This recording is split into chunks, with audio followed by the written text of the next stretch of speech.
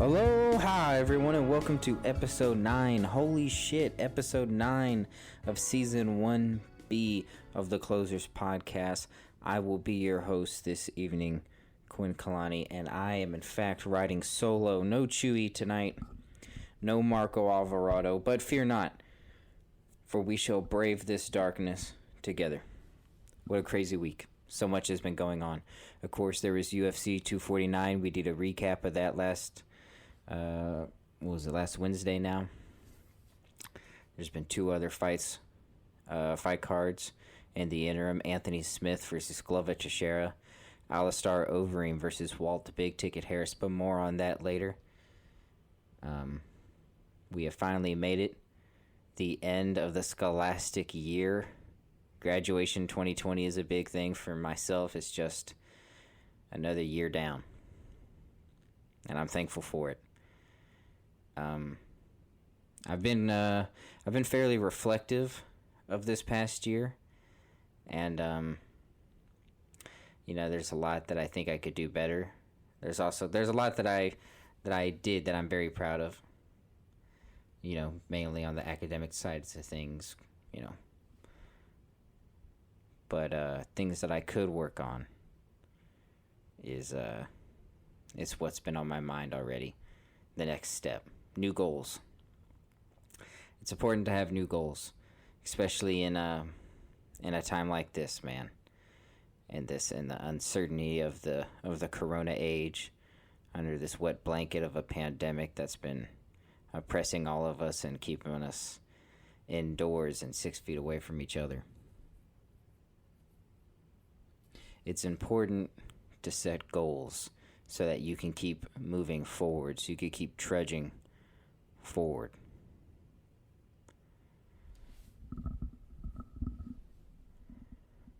It's hard to define what goals can do for you.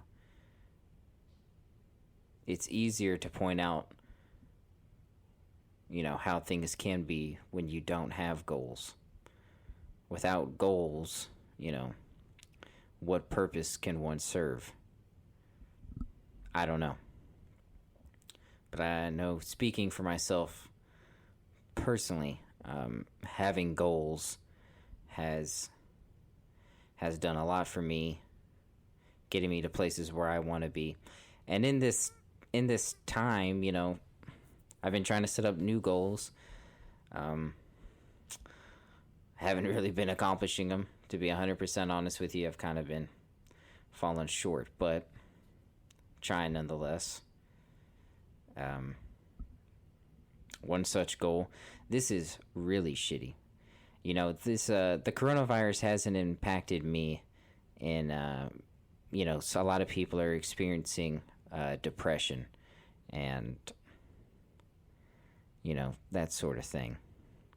For myself, depression and anxiety. For myself, I haven't experienced these things, but what I have done is I've gained 25 pounds in 1 month. Holy shit. 25 pounds. When I came back from Hawaii, I was svelte. 162, 165. That was April 1st. It is May 17th, so it's been, 47 days, a month and some change. We're clocking in at 190. Good God. I am looking forward to going back to Hawaii, as I'm sure anyone could expect. But, I just wanted to, I don't know what good it will do, and I don't know what good it is coming from me, but if you find yourself in this bizarre time, depressed, isolated, alone, just bummed out, set some goals. I'm not saying it will work for you, but it has worked for me. Anyway, moving on. Speaking of trudging on, Wednesday night, Anthony Smith versus Glover Teixeira, UFC Fight Night. These fight nights are still going on in Jacksonville. Man, what a brutal, brutal contest. Anthony Smith was the fourth-ranked light heavyweight in the world.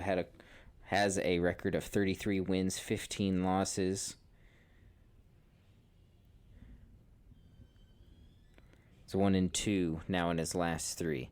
His two defeats coming at the hands of Glover Teixeira, which was Wednesday night, and Johnny Bones Jones, light heavyweight champion, consensus greatest light heavyweight to ever walk the planet.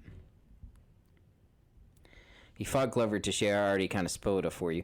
He fought Glover Teixeira and lost a fifth-round TKO finish. It was a brutal, brutal contest. There's a lot of conversations going on out there that it should have been stopped earlier. Rounds 4 and 5. Man, they were rough to watch. The uppercuts Glover was landing on Anthony Smith were devastating. So devastating, in fact, Anthony Smith's teeth were falling out.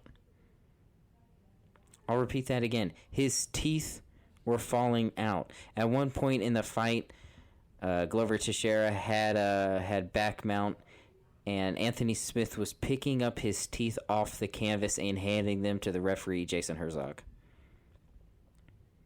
His teeth were falling out. How gnarly is that? But he kept pushing forward. He kept trudging forward. But a lot of people are contending that it should have been stopped. It never should have got to that point. I'm of the mindset that, yeah, it could have been stopped after the fourth. And it was crazy. Because the first two rounds, Anthony Smith came out guns blazing. He's looking fast. He gets his timing down real quick. Starts landing nasty 1-2s. Fighting real well from the outside, landing hard punches. Good movement. But this is something that DC pointed out as he was sitting cage side. There were no fans in the arena. So Anthony Smith's corner, the only person who I know name-wise is James Krause. Man, they were going 1,000 miles an hour. And DC was, apt to point this out, that Anthony Smith's pace was matching that of his corner. And Anthony Smith blew his wad hard in the third. There was a precipitous drop, man. The shoulders sank. The knees were slow to pick up. And Glover Teixeira, at 40 years of age, being the savvy veteran he is, being the tough son of a bitch he is, started laying it on hard. Nasty uppercuts. Nasty hooks over the top. Ended up securing a fifth-round TKO finish. Glover Teixeira set himself up as, if not, he set himself up for a number one contender's bout.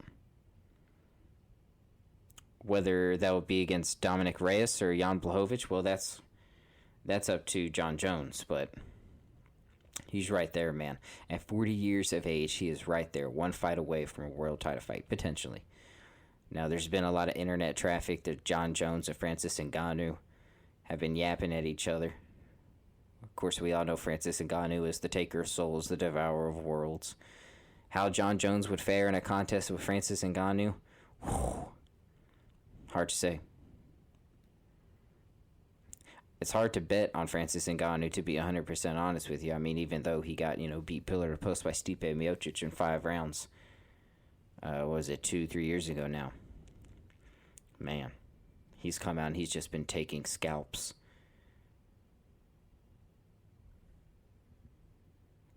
As for Anthony Smith,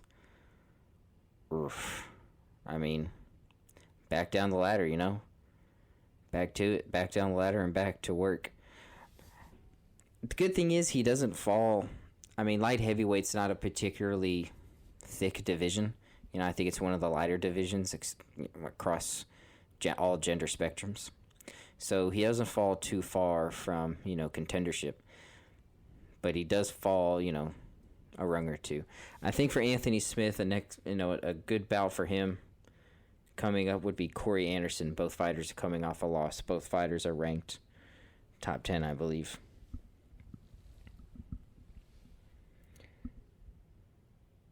Then last night, we had another fight, another UFC Fight Night. Florida again. No word yet on when Fight Island will take place or when it will be revealed to exist. And if I could real quick, before we get into Overeem versus Walt Harris, I'm loving the fact that the fights recently. One, I love that it's the only live sport going on right now. I love that. Being my favorite sport for some time. Now that we're finally in the spotlight and we're hogging it, oh, it's great. It's beautiful. And Jesus Christ, hearing the sounds of bone on bone, it's unsettling almost. It's like someone just taking baseball bats and thwacking them against metal poles. It's awesome. It's addictive. Some people go on the YouTube, and they just watch videos of chiropractic medicine, of people getting their backs popped. I could watch hours upon hours of UFC fights with no fans and people just getting their faces popped. Oh my God. It's addictive. But there is a sort of presentation element missing from it. Back in the day when Pride FC was combating for the number one MMA promotion in the world, presentation was such a huge element. I remember Jason Mayhem Miller coming out with dancers behind him. There would be flames going rising on the ramp as the fighters descended to the ring. I think they should bring that back. I think it would be gangster if they did these fights Kumite style, Mortal Kombat style. Some torches. No electrical lights, just straight up torches. If they don't do this for any of the remaining fight cards taking place on the mainland, they for sure need to do this on Fight Island. In fact, the cage itself should be either on a mountaintop or on a sandy beach, and just giant flames illuminating the fight for everyone to see. And there should also be drums. Just dung dung dung dung dung dung dung dung dung dung dung, just beating away as these human beings just beat the living shit out of each other. The rhythm picks up as the round descends. But last night, May 16th, we had Alistair Overeem, 8th ranked UFC heavyweight, arguably the most decorated MMA heavyweight who's ever lived, former Strikeforce heavyweight world champion, former Dream heavyweight world champion, former K1 heavyweight kickboxing world champion. He's fought for a UFC title. Fought in multiple Pride Grand Prix, I believe. Savage. 46-18. He's had over 60 professional fights. Now, his last fight, Alistair Overeem was resoundingly beating the brakes off Jaron Zeno Rosenstruck before Jaron Zeno hit him with a sledgehammer Hail Mary out the back pocket that split his lip open, Harvey Dent style. And he lost via TKO. So Alistair was looking to rebound here. Looking to rebound against Walt Harris. Those of you unfamiliar with Walt Harris' story, Walt Harris is a top 10 heavyweight now, but for the last few years he's been on a top 15 bubble. And recently, tragedy struck Walt Harris and his family. Something that I think most people would concede is probably their greatest fear. Real terrible, terrible thing. Walt Harris's stepdaughter, Anaya Blanchard, was kidnapped and murdered. And regardless regardless who is going to win the fight, I think Walt Harris needs to be commended, showing the strength that he did for showing up to fight. What a display of character. That I think only in the UFC, only in MMA. But the fight itself was extremely competitive. It was a banger for the round and a half that it went on. The first round, Overeem was looking to establish movement, as he has in his last few fights. The sort of style that he's employed. Most notably, people saw this in the Stipe Miocic fight, which didn't work out for Overeem, but it was when this real drastic change in styles was really first noticed. But anyway, so in the first round, Overeem's looking to establish distance. He's moving around great, laterally, east to west. And he gets pushed up along the cage, and Walt just blasts him with a 2-3 combination. Drops him. Looks like it's going to be Walt Harris's night. Alistair Overeem, being the veteran that he is, survived, held out strong, ended up getting back up to his feet, lasting out the round. Second round starts, and it is a completely different fight. Overeem seems to have figured out his timing and his range. And it should also be noted that Walt Harris is for sure exhausted. For sure exhausted. He had dropped Alistair in the first round about the midway point. Alistair recovered fairly well and ended up controlling the rest of the round from top position, sapping Walt Harris of what strength he had. Just really grinding on him. And it paid off in dividends in the second round. Alistair fires off a head kick, smashes through Walt Harris's guard, follows up with a punch. And that's all she wrote. Finishes Walt Harris TKO in the second round. Stellar performance. Big win for Alistair Overeem, who needed it. Coming off a loss to Jaron Rosenstruck. Where Alistair goes from here, man, he was... at that 8th ranked position. He's a perennial contender. He's a legend of combat sports. I'd like to see him fight Derek Lewis next. Number 5 ranked Derek Lewis, the Black Beast. Everybody knows Derek Lewis. He's gangster as hell. My balls was hot. Derek Lewis. That would be a banger of a fight, man. Would Derek Lewis's forward pressure and would his power be able to negate Alistair's movement and his fight IQ, his veteran savvy? I don't know, but it'd be gangster to watch. For Walt Harris, the great thing about the heavyweight division is that you can take a loss, but you can always just respond, 1-2 fights that you win in spectacular fashion. Oh man, you're right there, You're never too far away from the top in the heavyweight division.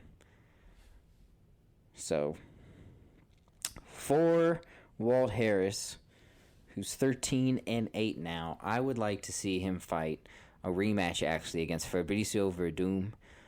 In their first fight, I believe Walt Harris took on extremely short notice and was submitted in the first round. This time, I think with a full camp, I think it might be a tale of two fights. Walt looked really good in that first round, in the first half of the first round. His hand speed is crisp. I like how he keeps the action in front of him. But man, needs to up his stamina bar a little bit. And I think he could be right there, man. He was on that 15-10 bubble. Now he's on that 10-5 bubble. I think if you make some minor adjustments to his game, particularly in the stamina endurance department, I think he could really ascend to that 5-2 bubble. Fabricio Verdum, for those of you who watched UFC 249, fought Alexei Oleinik, which was, one of the least entertaining fights of the night, to no fault of their own. It was also, on the feet at least, it was, I don't want to say it was sloppy, but it was just a bizarre thing to watch. Fabricio, for that matter, also, it was particularly one of the worst shapes physically I had seen him come in for a fight. And this is a guy who went into Mexico City and took the crown from Cain Velasquez via guillotine in the second round, I believe. But he came in to this fight and he was looking soft, particularly around the midsection. I do believe he was coming off a bit of a break, a suspension, but man, losing to Alexei Oleinik in your comeback fight, it's not where you want to be if you're Fabricio Verdum. But, that ace in the hole is he does have a win over Walt Harris, who, since he was ranked number 9, he lost to the 8th ranked Alistair Overeem. He won't fall too hard. Fabricio Verdum, I believe, is ranked 15. So, sounds about right. I think that's the right look to go with. Speaking of looks, there is definitely a wrong look to go with, and that is the look that my Los Angeles Rams have donned for their new uniforms. Goodness gracious. These things are some of the ugliest fucking jerseys I've ever seen in my entire life. And it's particularly sad that we, as the premier LA team, have a significantly lesser quality jersey than the Chargers, who are basically, the Rams are the landlords of the Los Angeles Chargers. We rent out our stadium to the Chargers, but the Chargers are going to look so much better than us, and it drives me insane. It really pisses me off. The 3 uniforms that the Rams released, there was like an all blue jersey. It had a yellow kind of accent on the shoulder. The Rams helmets have remained, color-wise, pretty much the same. The horn itself, the Rams horn, has a different design to it. It's more of a modern design. I'm not a fan of it, but it is, it's probably the least quibble part of the entire ensemble, to be honest with you. But this all-blue jersey, man, it's not great. It reminds me not of UCLA's jerseys. I want to say University of Delaware. Just that poppin' ass blue with just a little bit of yellow. Let's see here. Yeah, University of Delaware. That's what the blue jersey reminds me of. Joe Flacco's alma mater. The most average-ass quarterback of all time, Joe Flacco. That's what we're repping. Then there was the the more traditional blue and yellow mesh. Blue jersey, yellow pants. But it just... The retro Rams jerseys are so iconic. They're so classy. It has just the right amount of yellow with just the right amount of white and blue. And it seems like they completely just fucking forgot about, just threw all that out the window. They're like, no, let's create the biggest eyesore we can for the television viewing audience. So what you legitimately have is basically yellow pants, if not completely solid. They may be completely solid yellow pants.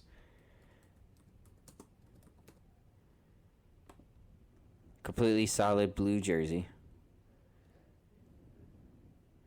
Okay, here we go.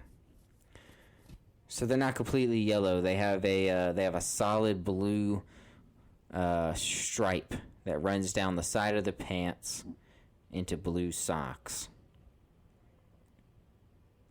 And the all blues have a yellow solid stripe that runs down the side of the pants. Man, it's just basic as fuck. It is basic as fuck. It looks like, something a graphic designer at the world's worst UPS store may do. And I know something about that because I may have worked at the world's worst UPS store. There is one jersey that is kind of growing on me, and that is the quote-unquote bone jersey. The bone jersey I don't hate it. It's growing on me. It's like this off-white kind of marrow white jersey with solid blue lettering with a thin yellow stripe running down the pants.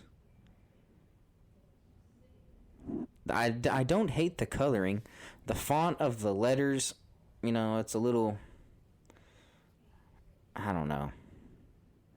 I mean, the more I look at it, the more I'm torn. I think, I kind of like it. And then I look at it closer, I'm like, I fucking hate it. What it does look like to me, if not for the University of Delaware, it reminds me a lot of the Golden State Warriors jerseys. In fact, it looks like a basketball jersey. Like they went to the NBA and they were like, hey, could you guys design us a NFL jersey? We want to look clean and cowardly when it comes to contact. That's the new Los Angeles Rams. Disregard that we have the most intimidating, most effective defensive player of the last decade in Aaron Donald on our team. Let's have clean, soft jerseys. These jerseys are Charmin soft. And I hate them. Except for maybe the bone one. It may grow on me. But what bothers me most about it is it's such a lost opportunity. Such a lost opportunity. In the release they put out for the jerseys, celebration of LA, celebration of history. Stupid. What they should have done, and this would have been metal as fuck. They should have came out with some sort of Dias de los Muertos design, some sort of Chicano influenced design, man. On those ram horns, some Dias de los Muertos art on those ram horns, man. Celebrate the Chicano Angeles culture that we so identify with the region. Celebrate that. No, not the Rams.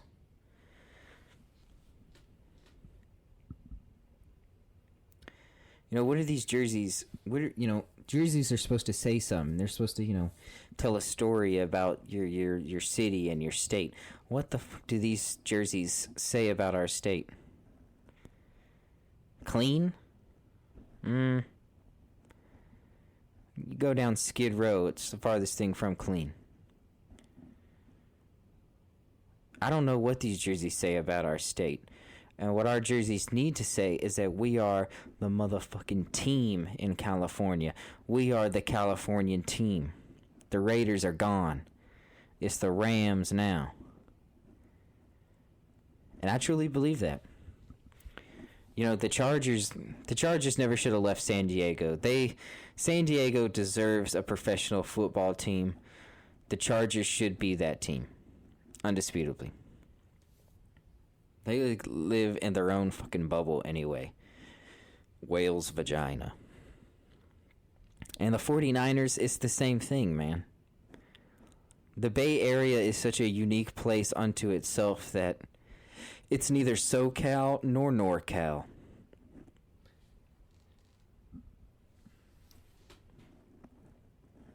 That leaves the Rams.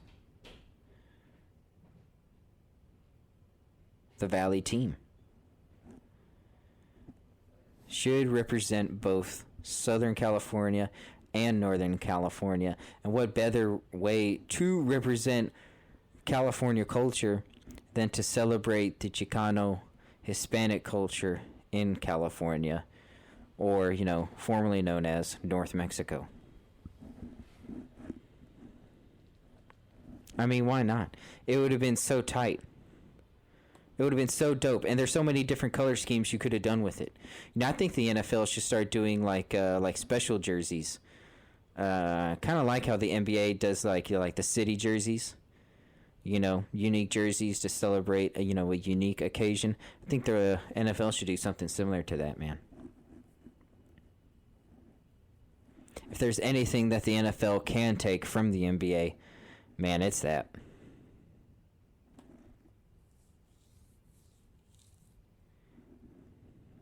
Speaking of which, still talking about the Rams here. The Los Angeles Rams, California's new number 1 team. Definitely not the 49ers. Definitely not the Los Angeles Chargers, little brother Chargers. And for sure not the Las Vegas Raiders, who should be called the Silver State Raiders. But I digress.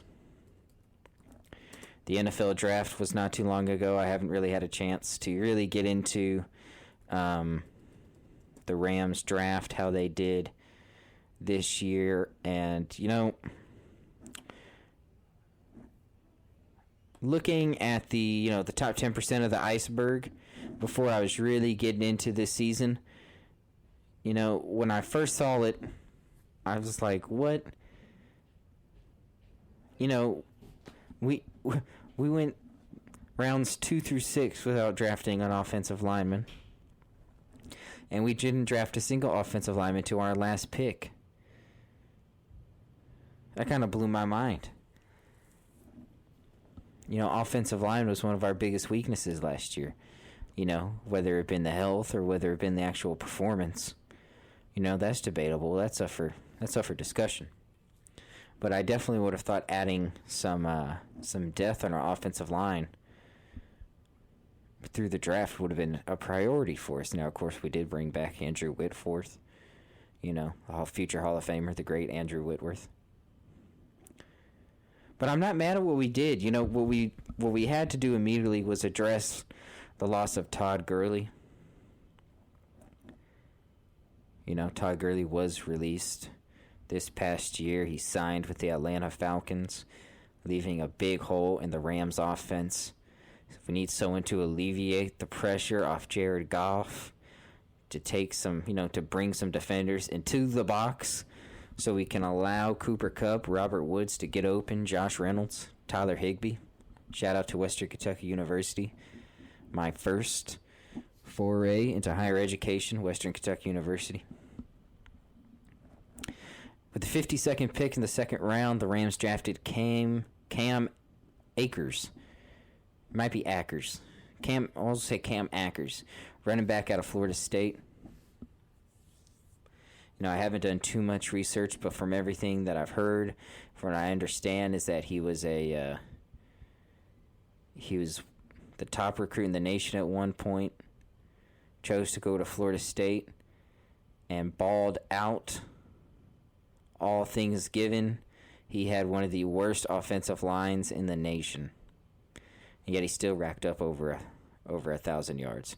Still dropped a stack on him. So hopefully he'll be able to do the same with our suspect offensive line. Also in the second round, Rams drafted Van Jefferson, wide receiver out of Florida. This guy, reminds me a lot of Cooper Kupp. Crisp routes, soft hands, breakaway speed. I think it will be, a year or two before Cooper Kupp and Van Jefferson are both flanker and split end, and we got Robert Woods at the slot. There's some things I really liked, that we did in this draft. My favorite thing we did in this draft was draft Terrell Lewis out of Alabama, Roll Tide. I can't tell you for how long I've desired to have a Alabama linebacker, an Alabama defender on the Los Angeles Rams. This year we have 2. We drafted Terrell Lewis, edge rusher from the Tide, and we signed A'Shawn Robertson in free agency to be on the defensive line alongside Aaron Donald. So there's some good stuff we did, man. There's some decent stuff we did. You know, on the surface, I looked at the draft and I was like, oh, Jesus. Seems like a wasted opportunity. Seems like we screwed the pooch, laid the big egg. But upon further inspection, man, I think it's all right. I think we did okay. And I'm optimistic for our future. If there is a future, if the NFL will play this year, who knows? But I think it's important to remain hopeful. Much like how it is to have goals, it is important to remain optimistic. Things will get better. Sooner or later, things will get better. And, yeah. So that's about it for this episode, everyone. I want to thank you guys for hanging out. Marco will be back at the end of the week to bring it home for us. In the interim, I want to bid you all safe tidings. Stay cool. When you're cool, you're never hot. In the immortal words of Ross G.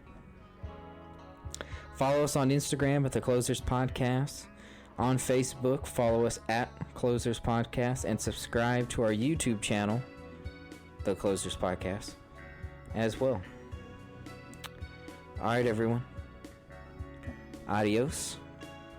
And I shall see you later on.